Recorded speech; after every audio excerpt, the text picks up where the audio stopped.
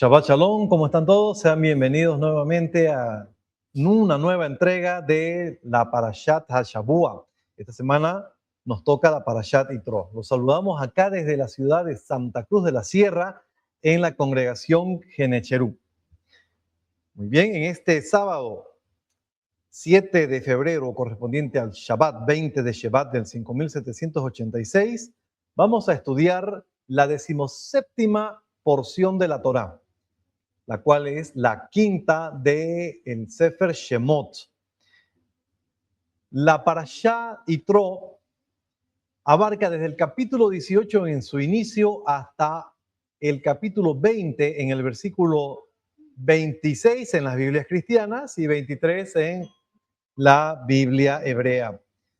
Tenemos 5 versículos en el Maftir, la Haftará. Tenemos 2 tradiciones. Hoy leímos en el servicio de Shacharit la tradición de los Sefardim, que está en Isaías, capítulo 6, versos 1 al 13.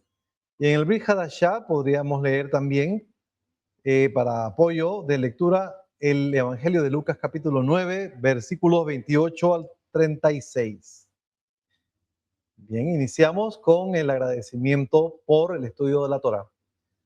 Baruch atah Adonai Eloheinu, melech haolam, asher kideshanu bemitzvotav, vetzivanu al divrei Torah. Bendito eres tú, oh Eterno, nuestro Dios Rey del Universo, que nos santifica con sus mandamientos y nos ha ordenado con respecto al estudio de las palabras de la Torah.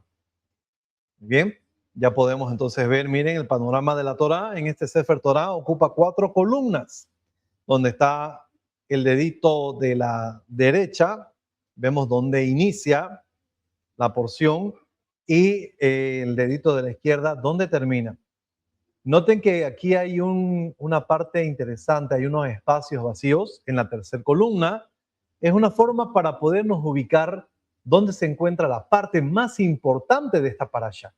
Ustedes sabrán, esta parashá es muy importante porque se trata de Matán Torah, de la entrega de la Torah al pueblo de Israel.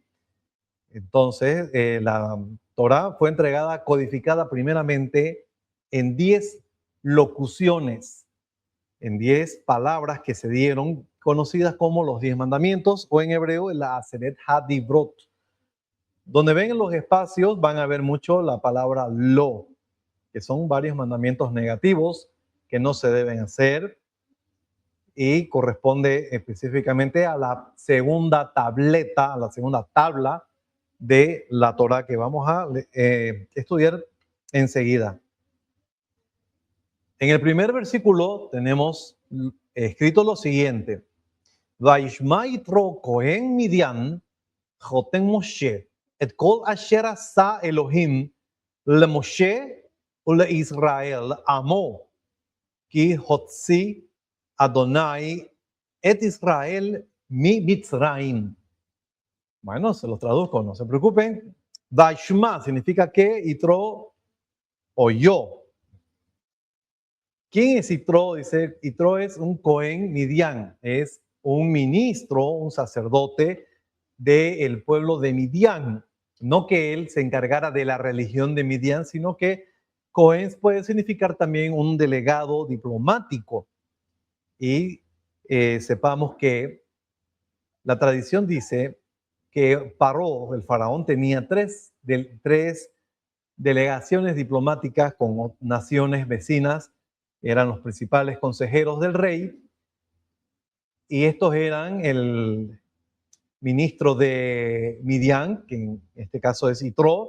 Teníamos también al ministro de Edom, que era el famoso Job, y el ministro de Aram Naharaim, que era Bilam.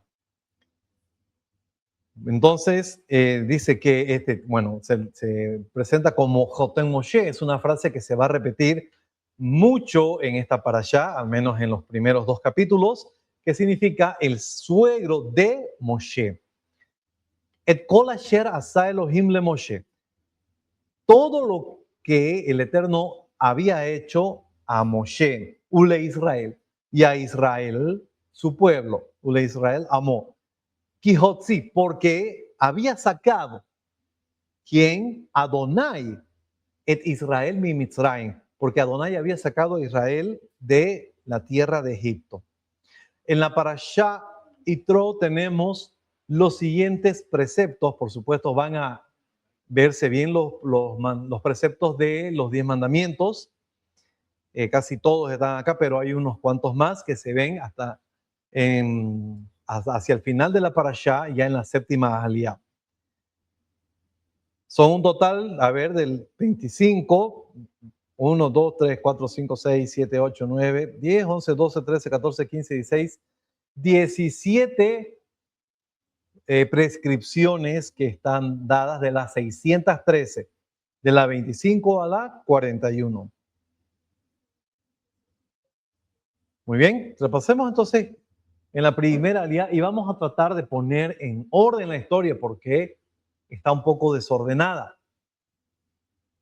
Pareciera ser que, primero que nada, apareció Yitro, pero va a haber una pista que nos va a dar a entender que esto se dio luego de sucedido lo indicado en el capítulo 19, pero no nos adelantemos. En la primera aliyá, entonces, tenemos este pequeño resumen y lo vemos allá, Yitro que está hablando con Moshe. Yitro llega a donde estaba Moshe. Moshe ya había acampado en las faldas del monte Sinaí y se presenta Yitro llevándole a su hija, a Zipora, y a los hijos de Moshe. ¿Por qué razón? La Torah nos dice, aquí leemos en la aliyá, en el versículo 3, dice que Yitro, el suegro de Moshe, había tomado a Zipora, la esposa de Moshe, después de haber sido despachada. ¿Qué significa esta expresión? Si lo leemos en el hebreo, dice, en el 2, en el pasuk bet, Baikach Yitro, Joten Moshe, et Zipora. Entonces, cuando en la tradición bíblica se refiere a tomar a una mujer para llegar a ser su pareja, se usa el mismo verbo, el verbo kaj. Entonces, no es que, ¿cómo se llama? Yitro la tomó a su hija como su pareja, sino que la recibió y la tuvo en condición de su protector. ¿Por qué razón? Porque dice a continuación que Tzipora, que es la Eshet Moshe, Ahar Shiloheta, Shiloheja, que fue despachada. Algunos traducen que fue enviada. Como sabemos, en una parashá anterior, Moshe llega hasta la posada y un ángel salió al encuentro de ellos queriendo matar a Moshe. Entonces, en vista del peligro, es Aarón, eso no lo dice la Torá, lo dice la tradición. Aarón es quien dice que es mejor que ella se vuelva. Entonces, a eso se lo considera como una especie de divorcio, una separación, porque Moshe tenía que proseguir solo por conveniencia, porque tal vez iban a atacar a Moshe a través de sus hijos o de su esposa. No que él la está desechando, simplemente que la está despachando y está cambiando el protectorado de él, se lo está pasando nuevamente al suegro, pero no es que la está desechando, sino que vemos que aquí aparece Yitro y se las vuelve a entregar, porque ya Moshe había cumplido la misión de sacar a su pueblo de la tierra de Egipto. Se explica la etimología de los nombres de los hijos de Moshe. Tenemos a Gershom, que viene de Ger, que significa extranjero. Él dice, bueno, como yo fui extranjero en una casa, en una tierra ajena, yo le voy a poner Gershom al primero. Y Eliezer dice, que significa, el Dios de mi padre es mi ayuda. Y explica por qué. Porque me libró de la espada del Faraón. Eliezer nació cuando Moshe recibe la noticia de que quienes querían darle muerte en Egipto ya habían muerto. Entonces entendió que él había sido librado ya de ese decreto de Paró y por eso le puso el nombre a su hijo de Eliezer. Bueno, entonces continúa la primera aliyá y dice que Yitro viene con sus hijos, los hijos de Moshe, con su esposa, y fíjense, al desierto, esto está en el versículo 5, aquí no lo corregí, dice 2, Yitro, el suegro de Moshe, vino donde Moshe con sus hijos y su esposa al desierto donde él, quien, Moshe, había acampado, allí en el monte de Dios. Dice en el texto de Hebreo, Sham, allá, Har HaElohim. Entonces ya estaban en el monte Sinai. Pero fíjense que el 19 otra vez nos va a relatar que ellos están llegando ahí. Y es en este momento, bueno, que él se saluda con Moshe, se ve el respeto que le tiene Moshe a su suegro, porque sale su suegro y sale Moshe y se postra ante su suegro en una acción de respeto y lo invita a su tienda. Pero primero obviamente se preguntan cómo está su situación, cómo está su shalom. Este saludo perdura hasta el día de hoy en la gente de Israel. Se saluda diciendo Mashlom Ha, cuando le saludamos a un varón, y a una mujer le decimos Mashlomech, ¿cómo está tu shalom? Estamos queriendo indagar cómo está su bienestar, cómo está en lo interior y en lo exterior. Entonces Moshe relata en el verso 8, le relata a su suegro todo lo que Hashem le había hecho a Paró y a los egipcios en favor de Israel, de todas las adversidades que aparecieron en el camino y de cómo de todo los había librado Adonai. Entonces al escuchar esto, en el versículo 9, dice, Vaihad, que significa y se alegró. Ahora, aquí hay una triple connotación, porque tenemos primeramente la connotación de un regocijo. Se regocijó Yitro cuando escuchó todo esto, pero también tiene una connotación negativa, y es que él también se puso triste porque dice la tradición que Yitro era mitri, era egipcio. Entonces él también escuchó cómo gente de su pueblo también sucumbió ante el poder del Todopoderoso, pero fue por su soberbia y obstinación. Pero también significa, viene de Yahid o Yahud, que significa unidad. Y es que en este instante, él con Moshe, Yitro y Moshe, llegaron a estar unánimes en un mismo sentir. Esto lo escuché ayer en Boicalá, de nuestro rabino Isaac Shapira, que llegaron a estar en unidad, llegaron a ser un ejad con Moshe, compartiendo este gozo de haber sido liberados de la mano opresora de Egipto. En el versículo 10 leemos que Yitro, luego que se alegró por toda la merced, en el hebreo dice, Kol hatová, toda la bondad, todas las cosas buenas que el Eterno había hecho con Israel, eso lo alegró, lo emocionó a Yitro. Y esto hizo que Yitro diera un paso crucial. ¿Qué fue lo que hizo?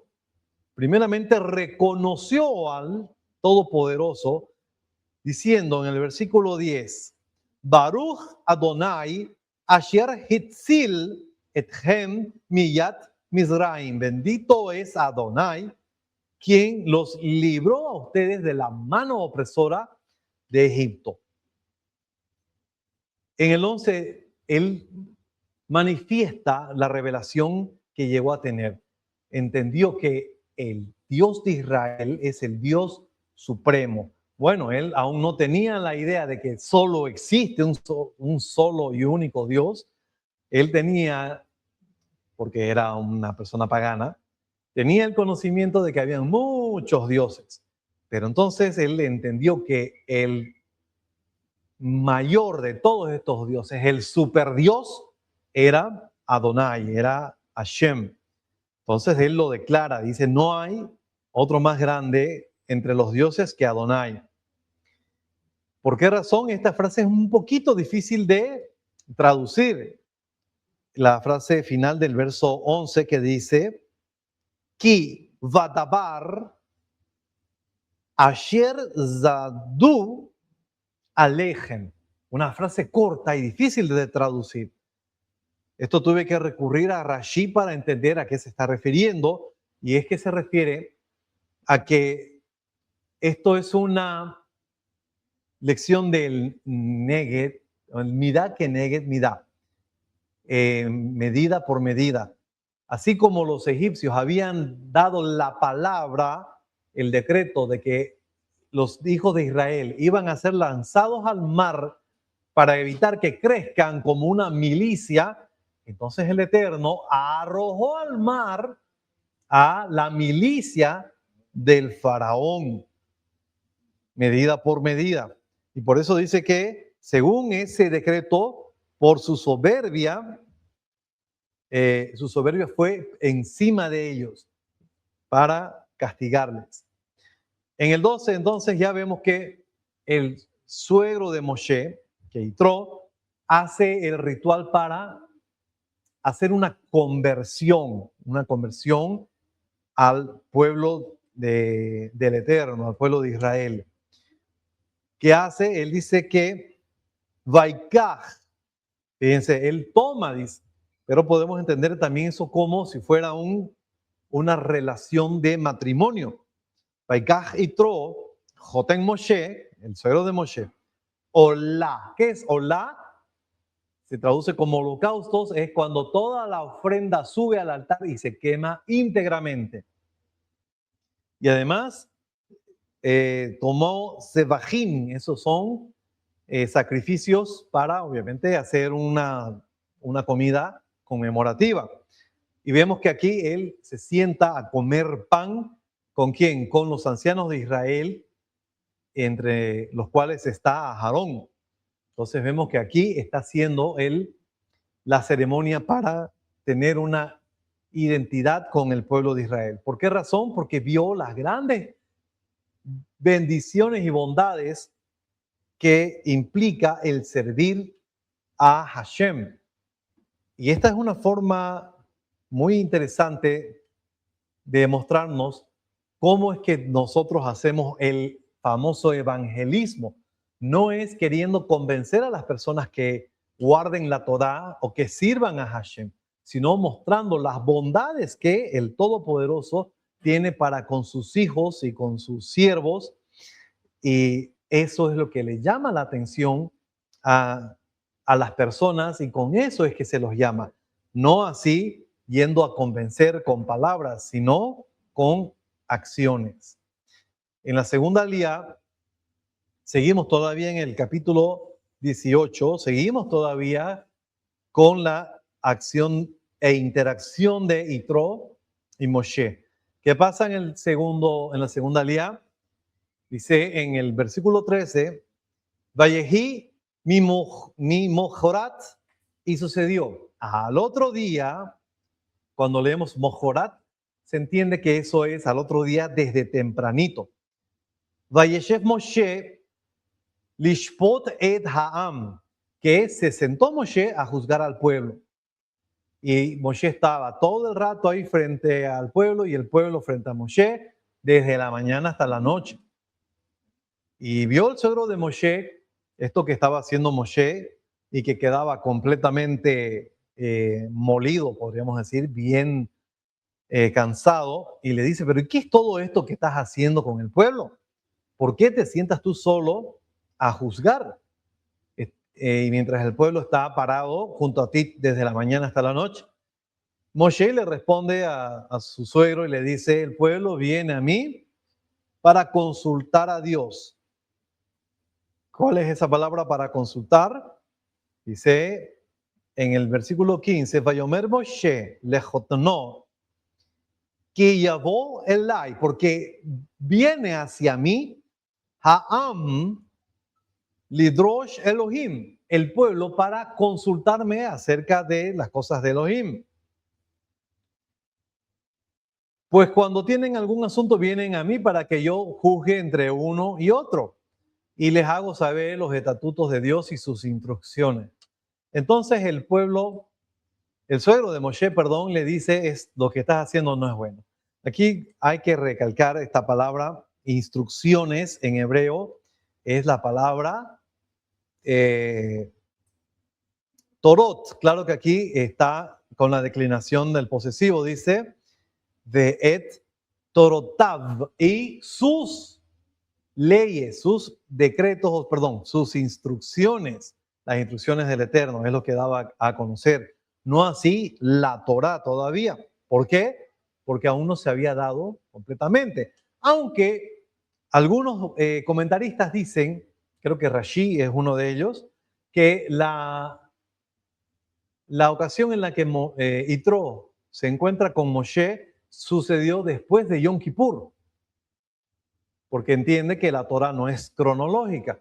Otros dicen que incluso fue un poco después, fue antes de que Israel empiece a marchar, que eso fue en el segundo año, pero la mayoría opina que esto fue más o menos siguiendo el orden cronológico, aunque se nota un pequeño desfase en este detalle. Entendemos que esto es al inicio, cuando Moshe recién llegó al desierto de Sinaí juntamente con todo el pueblo. Bien, entonces Yitro le dice, a ver, escúchame, te voy a dar un consejo y sea Dios contigo.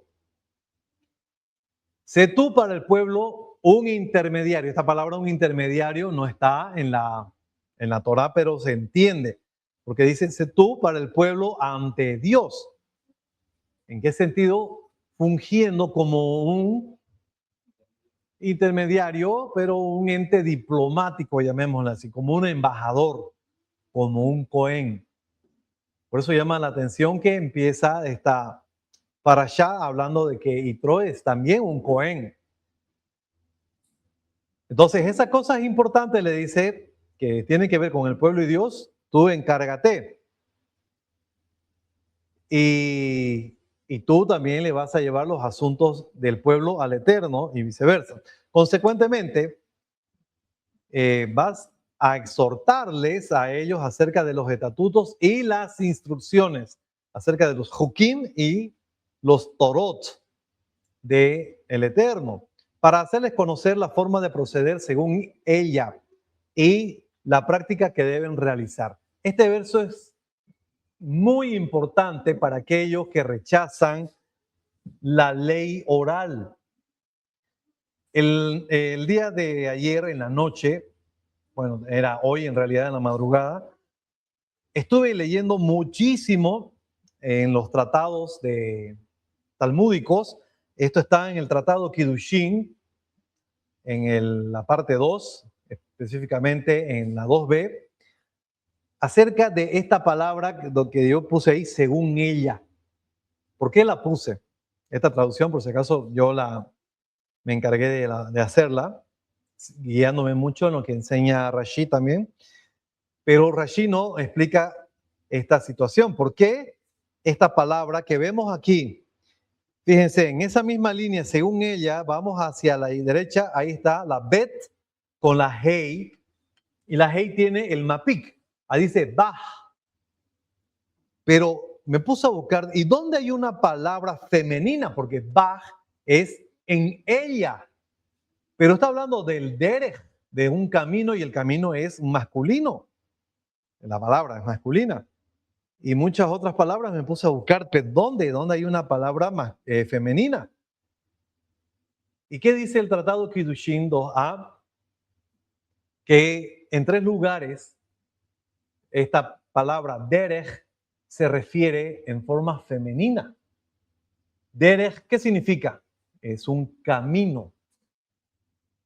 Pero cuando está con esta marca o esta indicación de que es femenina, tiene que entenderse, los que saben inglés me van a entender mejor, como the way, la forma, la manera.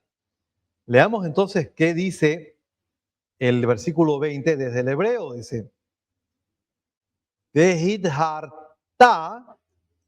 y le vas a exhortar, les vas a enseñar, ethem, a ellos, et hajukim, los Jukim, los estatutos, de et ha-torot, y las torot, o sea, las instrucciones, las leyes.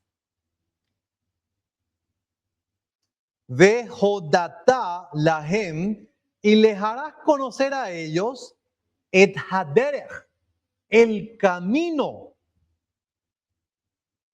y lehu bah, el camino que deben caminar en ella, es alguna traducción literal, y yo, como lo traduje, la forma de proceder según ella. En otras palabras, está diciendo las cosas del caminar. ¿Cómo se dice en hebreo el caminar? En el hebreo rabínico, halajá. La halajá se las iba a explicar Moshe, el cómo tenían que proceder de acuerdo a las instrucciones que el Eterno estaba dando. Y es lo que nos dice la tradición judía, que la Torah escrita fue dada, pero no está completamente explicada, no está todo en la Torah escrita. Necesitamos una explicación.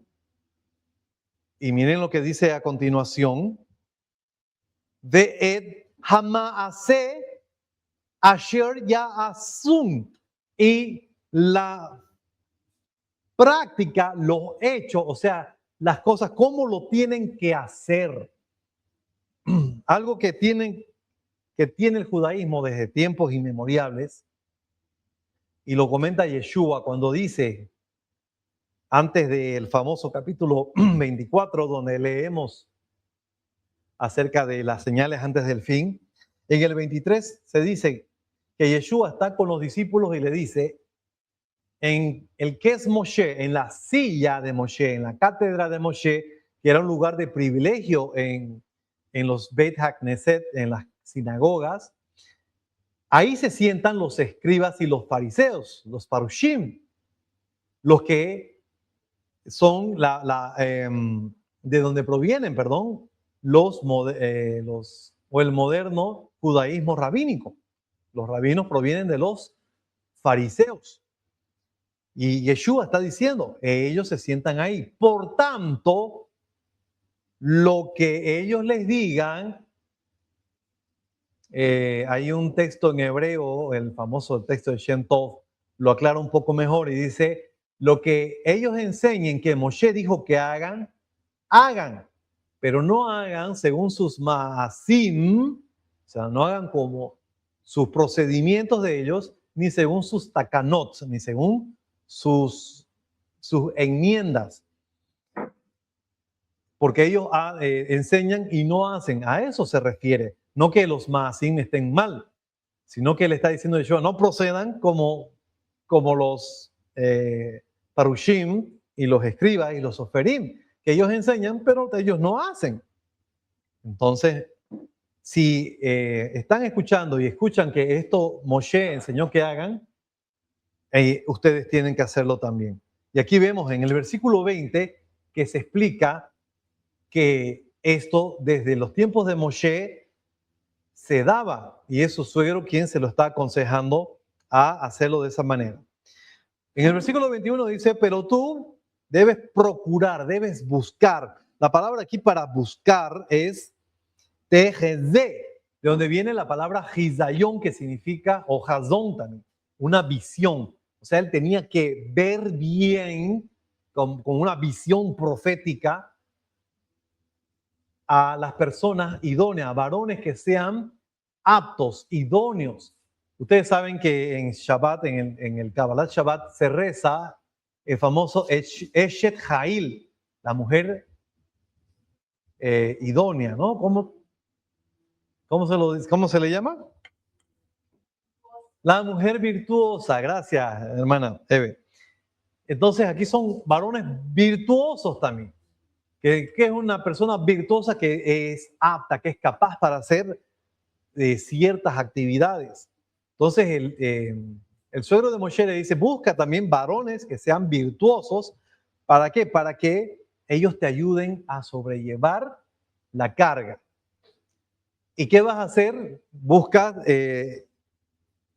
Lo voy a explicar más o menos un poco más extendido, porque él dice, busca jefes de miles, de 100, de 50 y de 10, o para que se entienda mejor, de decenas, y cincuentenas y centenas, y de miles. ¿Qué significaba? Eran 600,000 personas, entonces entre 1000 son 600 grupos de 1000. De esos 1000, uno iba a ser el zar, el principal. No es que uno iba a estar sobre 1000. ¿Me siguen? De esos 1000, de ese grupo iba a haber un nací, uno que responda por todo el grupo. Y de ese grupo de 100, perdón, de 1000, iban a haber 10 grupos de 100. De ese grupo de 100 iba a haber uno que responda por los 100, por los otros 99.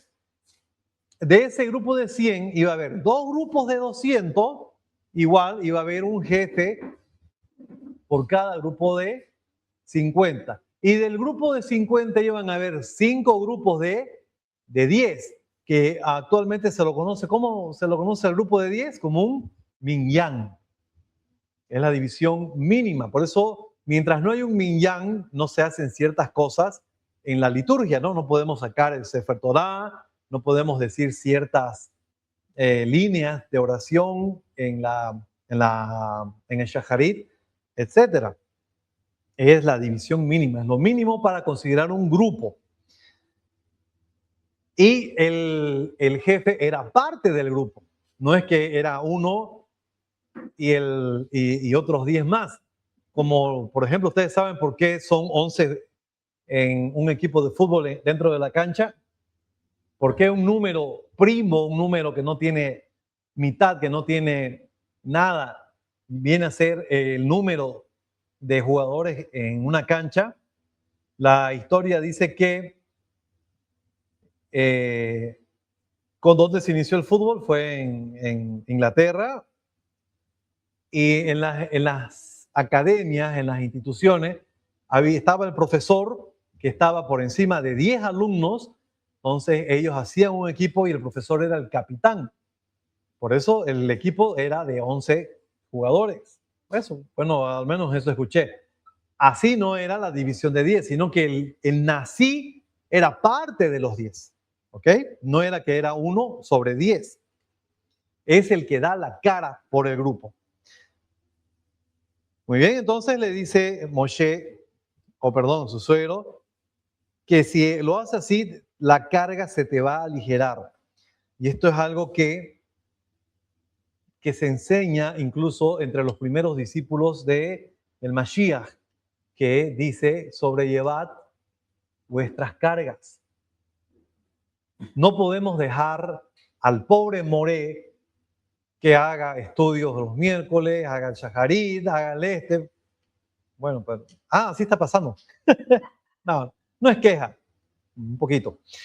Pero es que tenemos que ayudarnos. Bueno, sí hay ayuda porque, bueno, aquí al menos en la congregación, los hermanos tienen sus horarios de limpieza, o cuando haya que hacer algo, ellos ponen el hombro de alguna u otra forma, entonces ayudan a sobrellevar la carga y no queda toda la carga en el que pone la cara, en el nací, o en este caso, en el principal de la congregación. Entonces, ¿esto por qué? Porque esto crea frustración, molestia, y el Eterno no quiere que nadie le sirva con esa pesadumbre de espíritu. Quiere Él que haya alegría entre todos y que todos lo tengan. ¿Ok? Vamos entonces a la séptima, bueno, ya me fui a la última, a la tercera alía, que son 4 versiculitos, cortita, donde vemos ahí las agrupaciones, cómo se dividieron, ¿no? Entre 1000, entre 100, después del grupo de 100, en la mitad, y de esos 5 grupos, de eso es lo que nos habla la tercera alía, es lo que Moshe termina escuchando. Aquí la tenemos, la puse en una sola porque es muy cortita, porque dice que Moshe obedeció la voz de su suegro. Vashma Moshe, Lekol no, escuchó la voz, no es que escuchó, sí lo escuché hablar, no, sino que lo puso en acción, en otras palabras, obedeció la voz de su suegro y procedió a hacerlo así, lo vio algo muy, muy efectivo. Y termina esta alianza con Moshe despidiendo a su suegro, que sabemos nosotros que esto sucedió en realidad ya mucho después, no que sucedió ese mismo instante. En la cuarta alianza, que era lo que les decía, ya entramos en el capítulo 19 y empieza de lleno. Es como si el capítulo 18 lo hubieran implantado atrás del 19.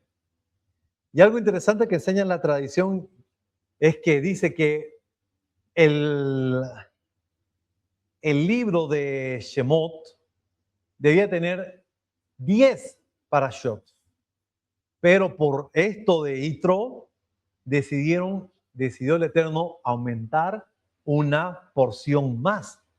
Y es más, le puso el nombre de Yitro. ¿Me entienden? Es como si el Eterno hubiera dicho, a ver, tengo esta historia que la quiero poner, ¿dónde? La voy a poner acá. Y la puso en la más importante de todas las parashot de la Torá. Y es así como se llama justamente. Y se nota, ¿por qué? Porque aquí, mire, es como si no hubiera pasado lo anterior. Porque dice, Israel llegó al monte Sinaí, ¿dónde? En el Rosh Hodesh del tercer mes.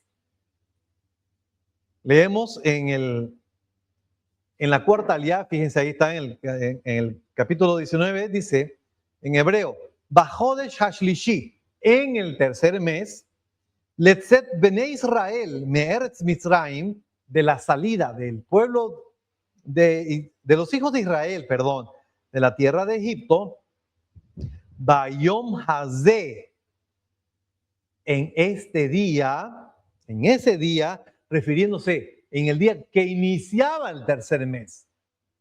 Hay unos maestros que he escuchado en internet que dicen que la llegada a Sinaí ocurrió en realidad el 15 de Sivan, el 15 del tercer mes, porque ahí dice Bayom Hazé, en ese día, o sea, en ese mismo día, dicen las traducciones, yéndonos, se refiere al 15 de Nisan, o sea, a los 3 meses, es que no dice a los 3 meses, dice en el tercer mes.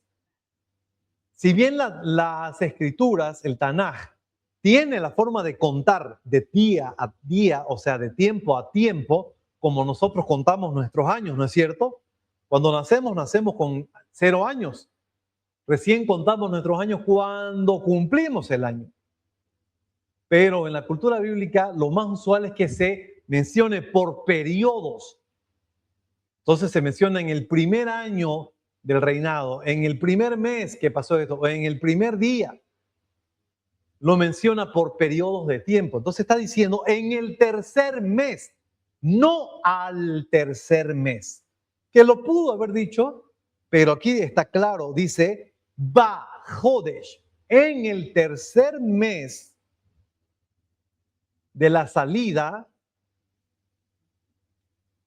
Esto corresponde a Sivan. Y cuando dice Bayom Hazé, en el día aquel, y aquí hay algo interesante, hay un pequeño cambio, porque no es lo que uno debiera esperar. Lo que uno debiera esperar es Bayom Hahu, y en aquel día, porque eso es algo que está relatándose en tiempo pasado, ¿no es cierto? Pero sin embargo está diciendo en el hebreo Hazé, y Zé es este.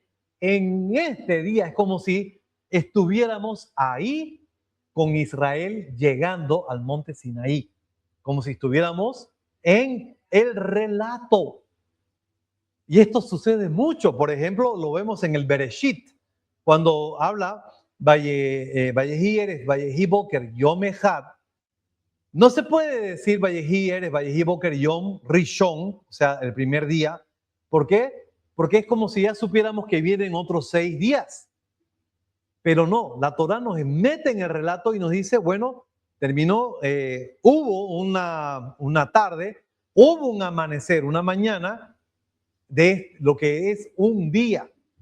esto es un día, pero ¡boom! Al otro día ocurrió otro día, valía la redundancia. O sea, la Torá nos mete en el relato. Ese día entonces, el primero de Sivan, llegan al monte Sinaí. Es mi opinión personal que en estos días, muchas gracias, en estos días es que aparece el suegro de Moshe llevándole a sus hijos, o sea, como diciendo, bueno, ya llegaste, ya estás instalado, aquí están tus hijos, aquí está tu esposa, hacete cargo. Ya yo tengo muchos gastos, no me alcanza la renta dignidad, entonces ocúpate vos, pues, ¿no? Es muy probablemente que pasó esto acá, pero el Eterno no pudo meter la porción o el capítulo 18 entre medio, por eso está antes de esto. ¿Entienden cómo lo coló el Eterno al relato de Yitro? ¿Por qué? Porque es muy importante el acto que hizo Yitro, de cómo él se convenció de las bendiciones de servir al Eterno. Pero bueno, ya en el capítulo 19 en adelante, ya no vemos a Yitro, ya volvemos al relato del Matán Torah. En el versículo 2 dice que habían partido desde Refidim y llegaron al desierto de Sinaí y ahí acamparon frente a la montaña. Entonces, Moshe, aquí hay una palabra increíble. En el versículo 3, que ahí traduje, Moshe ascendió hasta Dios. ¿Qué dice en el versículo Gimel? Moshe Alá, no Alá de ese señor que ya conocemos, ¿no? Alá significa que ascendió, que subió, el Elohim. Él, entonces sabemos, subió porque estaba abajo en la ladera y subió hasta la cima. Pero parece también indicar que él logró elevar su nivel espiritual casi hasta el nivel de Elohim, del Dios, para hablar de tú a tú con él. ¿Por qué les digo esto? Porque esto lo dice primero, pero luego dice, Vaikra elav Adonai min hahar, que el Eterno lo llamó desde el monte. Quiere decir que todavía no había subido. Entonces, primero, ¿qué pasa? Él se prepara espiritualmente para elevarse y poder estar en la presencia de Hashem. Y entonces cuando ya está frente a él le dice, así dirás a los hijos de Jacob y expondrás a los hijos de Israel. ¿Por qué repite? ¿Por qué redunda? ¿No es lo mismo? Explica Rashi. Hay una pequeña diferencia. Cuando se refiere a los hijos de Jacob, se refiere a las mujeres. Y qué interesante porque dice ahí, Kotomar. Kotomar es así hablarás a los hijos de Jacob, o sea, las mujeres. Pero en el caso de los otros, de los Bene Israel, que por supuesto ya entendemos que se refiere a los varones, dice, Vaitaget livne Israel. El taget no es hablar, ya incluye una explicación, como una exposición, como que al hombre tenés que explicarle más. Y esto muestra el elevado nivel espiritual que una mujer tiene con relación al hombre. La mujer está mucho más elevada, espiritualmente hablando, que el varón. Por eso con la mujer solo falta decirle las cosas, hablarle, y la mujer lo entiende. Pero al hombre hay que explicarle, porque somos un poco duros en ese aspecto. Entonces, por eso dice a los hijos de Israel, vas a explicar estas cosas. ¿Y qué es lo que les va a explicar? 4. Ustedes vieron, no oyeron, no supieron, vieron, fueron testigos de lo que hice a los egipcios. ¿Qué hizo? Os alcé a vosotros sobre las alas de águilas. ¿Qué indica con esto? algo interesante acerca de las Nesharim, de las águilas, que a diferencia de otras aves que llevan a sus crías en sus garras, las águilas los llevan en las espaldas, en sus alas. ¿Y por qué razón? ¿Por qué las otras aves no lo hacen? Porque temen que las otras aves se las roben. Pero las águilas vuelan más alto. No hay quien se los robe. Y el único animal, el único peligro que tiene o depredador que tiene las águilas es el ser humano. Y con esto se nos explican dos cosas muy hermosas acerca del Eterno. Porque el Eterno se equipara con el águila. Vemos primeramente la idea de la protección. El águila la pone a su cría encima porque, como les dije, el único enemigo que tienen, el único depredador es el hombre que la puede flechear desde abajo. Entonces el águila se interpone entre la flecha y su polluelo. ¿Se dan cuenta la actitud de amor? Y fue lo que Hashem hizo con Israel. Hashem se interpuso entre él y sus enemigos. Y nos lo dice la Torá cuando vemos que Israel fue alcanzado por Egipto, por el faraón y sus soldados. ¿Qué hizo el Eterno? Se pasó de estar adelante a estar entre Israel y Egipto y los egipcios. Y dice la tradición que los egipcios tiraban flecha, tiraban piedra. ¿Y quién recibía todo eso? Hashem. Lo recibía para que Israel no lo recibiera. Entonces Hashem se interpone entre la amenaza y su pueblo. Pero otra cosa que también entendemos de lo de las águilas es que Hashem hizo un prodigio al momento de la salida. Y es que Israel no estaban todos concentrados en un lugar específico, sino que estaban dispersos en todo Egipto. En su mayoría estaban en la tierra de Goshen. Pero dice que en ese día, milagrosamente, todos aparecieron en Ramsés para iniciar la travesía. El Eterno los había hecho aparecer, los había llevado milagrosamente hasta este lugar, en las alas de la gran águila. Y esto va a volver a suceder al final de los días, porque dice que la serpiente va a perseguir a la mujer, pero a la mujer se le dieron las alas de gran águila y fue llevada al desierto donde será protegida por 1260 días. Lo leemos en Apocalipsis capítulo 11. Bien, el Eterno dice que ahora, si escuchando obedecéis, lo que pasa es que hay una redundancia porque dice, si escuchas de verdad, es una redundancia enfática, mi voz y guardas mi pacto, van a llegar a ser para mí una segulá, un tesoro especial de entre todos los pueblos, porque mía es toda la tierra, pero ustedes van a ser esa parte especial. Vosotros seréis para mí un reino de sacerdotes, una nación santa. Y estas cosas hablarás a los hijos de Israel. Bien, en la quinta alía vamos a ir avanzando un poco más rápido, que son 13 versículos. Se nos dice que Moshe va a los ancianos, les expone las palabras y vuelve a subir al siguiente día, a llevarle la respuesta al Eterno del pueblo. ¿Qué dice el pueblo? Haremos todo cuanto habló Adonai. Entonces dieron la aceptación y Hashem le dice a Moshe, ok, dijeron positivo, prepáramelos hoy, mañana y el tercer día yo voy a bajar en una nube. Vas a acordonar el monte, la montaña, para que no atraviesen ese borde. Ni siquiera lo van a tocar el borde, porque el que lo toque incluso va a morir. ¿Y cómo va a morir? Va a ser apedreado y va a ser flechado, dicen muchas traducciones, ¿no?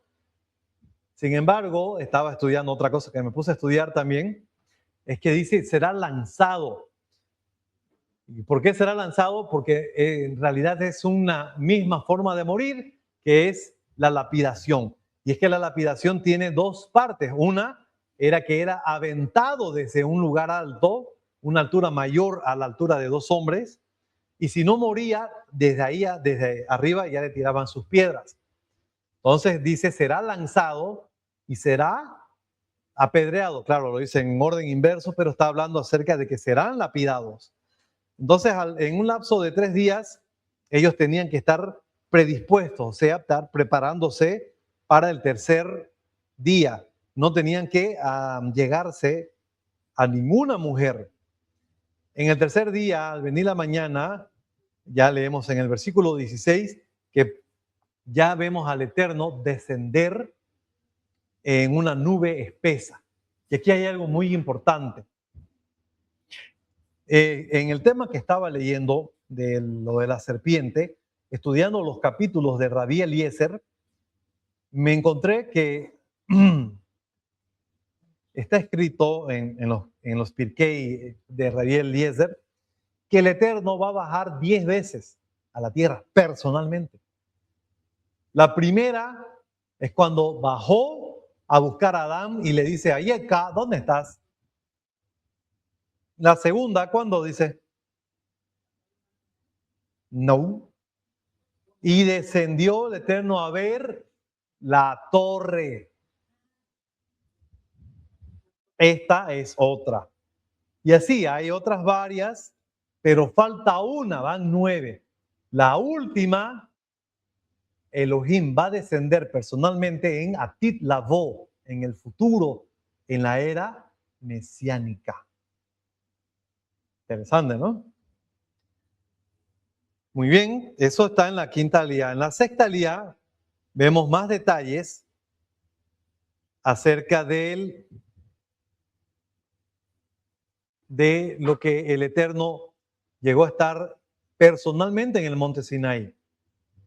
De ahí llamó a Moshe hacia la cima de la montaña. Y mientras subía, le decía, bueno, desciende, volvé a bajar, advierte al pueblo que no traspasen hacia Adonai para ver a quién, a verlo al Eterno, no podían, porque si no iban a morir. Entonces una forma de cuidarlos era no suban. Y dice que también los sacerdotes que se acercan a Adonai deben estar preparados, no sea que Adonai haga estrago en ellos. Moshe dijo a Adonai, el pueblo no podrá subir al monte, porque tú testificaste o nos ordenaste que no suban. Entonces lo es delimitado del monte y está aparte, está santificado. Adonai le dice, bueno, anda y desciende otra vez, pero luego subirás tú y Aarón contigo. Pero los sacerdotes ni el pueblo deben traspasar. Y aquí me puse a estudiar porque otras versiones dicen que van a subir a Aarón y los sacerdotes. Que luego vemos que sí, los sacerdotes suben, pero en esto, como está la oración, los sacerdotes están aparte junto con el pueblo, no podían traspasar los límites, pero mientras estaba dándose el decálogo o las 10 palabras, las 10 locuciones. Entonces Moshe descendió y les habló, y cuando Moshe estaba abajo, el Eterno empezó a enunciar las 10 palabras. Y ahí tenemos los famosos 10 mandamientos, que en hebreo se conoce como Aseret Hadibrot. No son 10 mandamientos. Hay varios mandamientos en realidad. Porque el primer mandamiento no es un mandamiento, pero sí es un enunciado. ¿Y qué es lo que dice el enunciado? Anoji Adonai Eloheja, Asher Hotzeticha Me'eretz Mitzrayim, Mi Beit Avadim. La primera cláusula es la presentación. Bien, ¿quién inicia este contrato? Porque es un contrato. Yo soy Adonai, tu Dios, para que te quede claro. ¿Con quién estás haciendo el pacto? Anoji Adonai Eloheja. El que te sacó de Egipto. No fue Moshe, no fue Aarón, no fue nadie, no fue Yitro. Yo te saqué de Egipto. Segundo enunciado. Todo está relacionado con ¿qué? Con la idolatría. Aquí, ¿cuántos mandamientos tenemos?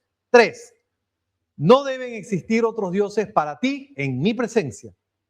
Otro, no debes fabricar para ti escultura ni ninguna imagen de lo que esté ni arriba en el cielo, ni abajo en la tierra, ni lo que esté en el agua, por debajo de la tierra, nada, ni siquiera de Dios, porque Hashem también está en los cielos.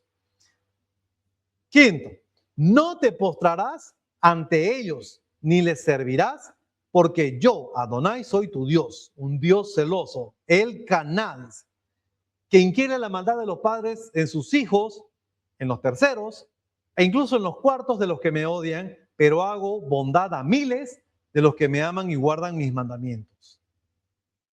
El tercer enunciado, no levantarás el nombre de Adonai tu Dios como algo sin valor, como a la ligera, como si, bueno, puedo decirlo, su nombre, no podemos levantarlo. Peor, cuando se refiere a levantar en hebreo es la palabra tizá.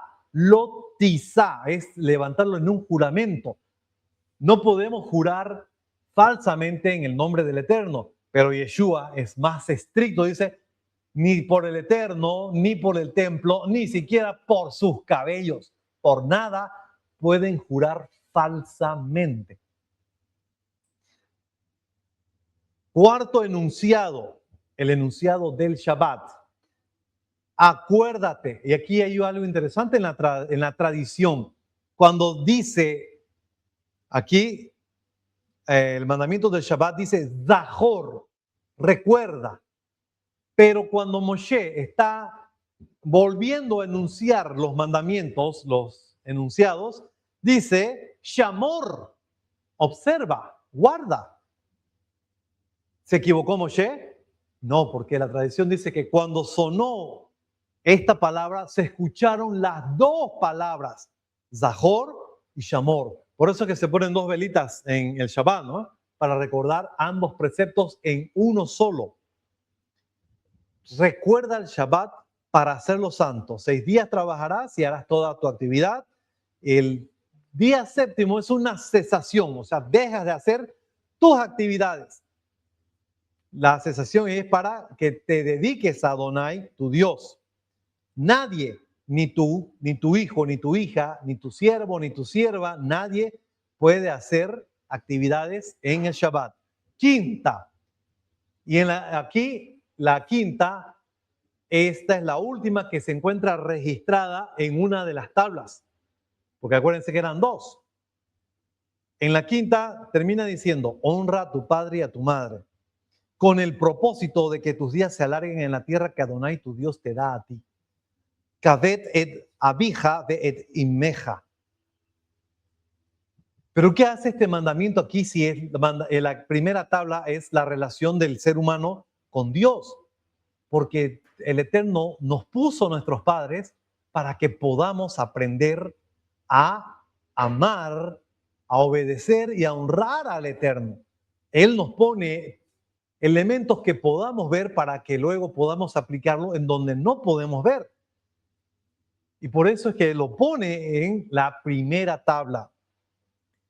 Pero si se dan cuenta, en la primera tabla son muchísimas palabras. Fíjense, en la segunda tabla hay otros 5 mandamientos, pero mire, el sexto, el séptimo, el octavo y el noveno incluso vienen en un solo versículo en la Biblia hebrea.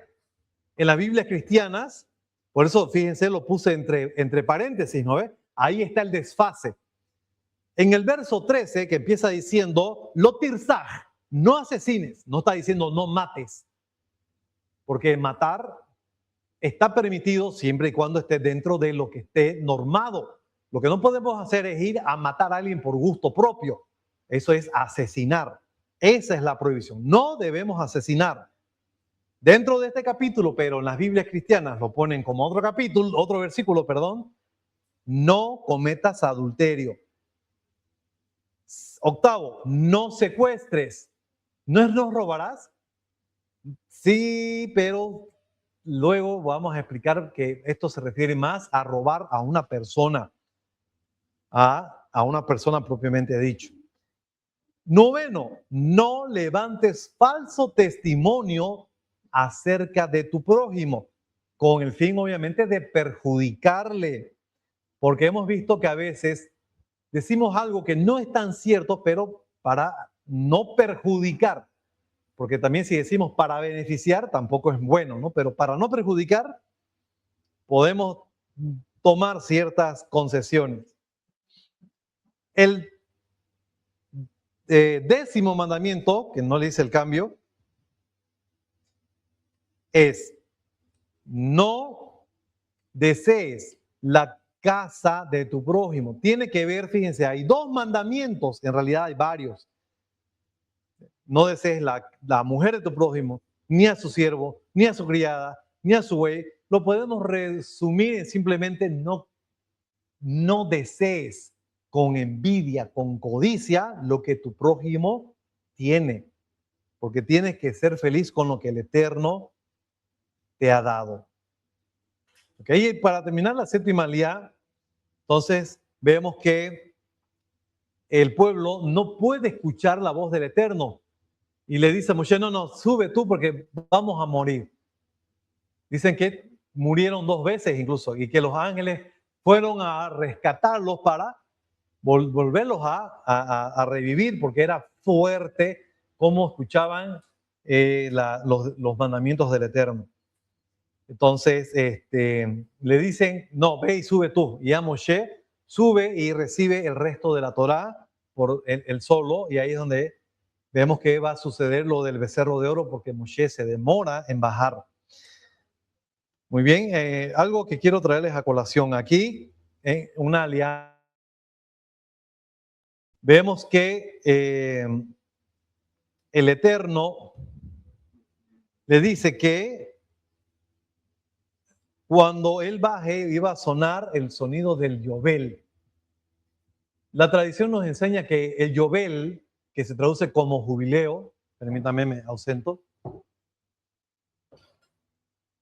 es un cuerno de carnero similar a este es un shofar, es más alargadito, más robusto, era el que se tocaba en el día de Yom Kippur para declarar el jubileo. Entonces la tradición nos habla de 2 yobelim, de dos cuernos de carnero, que son los que pertenecen al carnero que estaba enredado en los zarzales cuando se estaba haciendo la Akedat Isaac, cuando se estaba ofreciendo a Isaac. Dice que el Eterno tomó uno de sus cuernos y este cuerno se tocó en Shavuot, en Matán Torah. El otro cuerno ha quedado guardado para ese día en el que Hashem descenderá por 10ª y última vez. Cuando Mashiach venga, Hashem pondrá sus pies sobre el monte de los olivos, y eso es lo que nos dice el libro del profeta Zacarías.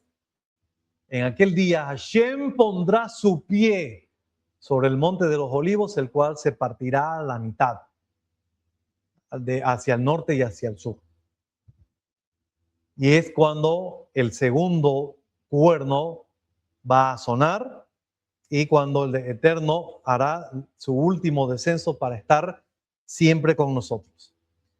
Esto quería traerle, amados hermanos, con el recordatorio de la enseñanza de que recordemos la actitud de Yitro, el cual se preocupó por su yerno, que se echó la carga de todo un pueblo numeroso y complicado, y le dice, tienes que hacer que tu carga se distribuya para que tú puedas estar bien y no quedes